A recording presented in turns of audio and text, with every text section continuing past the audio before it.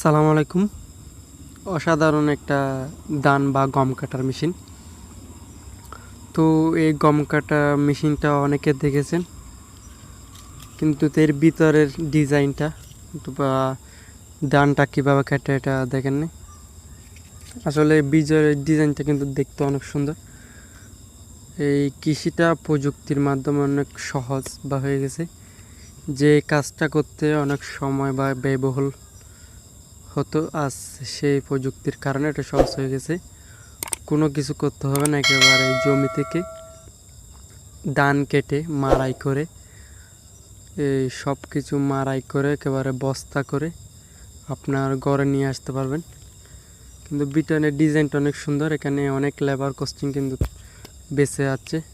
একসাথে 4-5টা গাছ দেখেন, ধানগুলো লাগিয়ে একটা বক্সে গিয়ে জমা হচ্ছে। এরপরে যখন বক্সটা ফুল হয়ে যাবে আপনার বস্তাতে ভরে ফেলতে